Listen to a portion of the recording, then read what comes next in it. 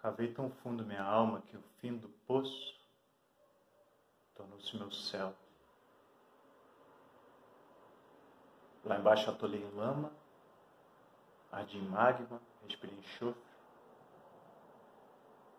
Eu daria tudo para ter tido um cigarro e acendê-lo em meu corpo.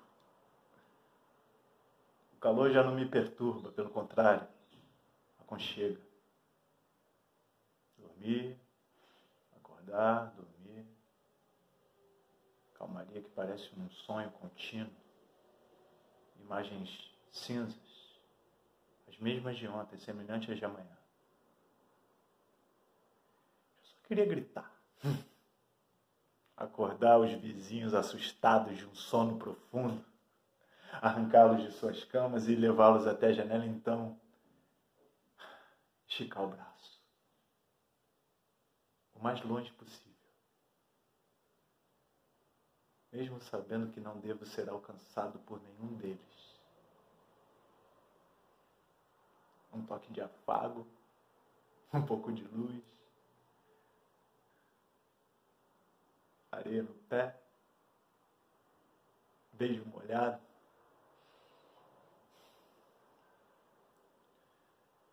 Será que em alguma gaiola passarinho ainda canta?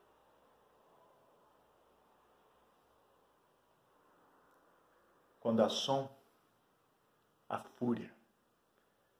Essa indignação que rasga a pele, trinca os ossos, range os dentes e mantém o nosso espírito de luta. O tambor da batalha soa todo dia, com hora marcada, agudo, ferro e madeira. Querem me desabrigar. Confesso. É realmente tentador. A vontade lateja.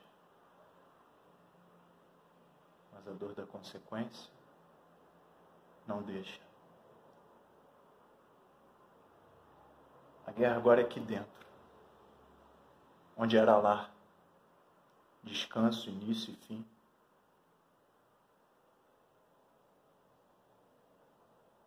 Às vezes machuca.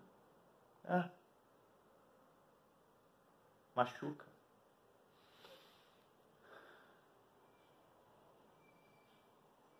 Mas o concreto da parede, ainda assim,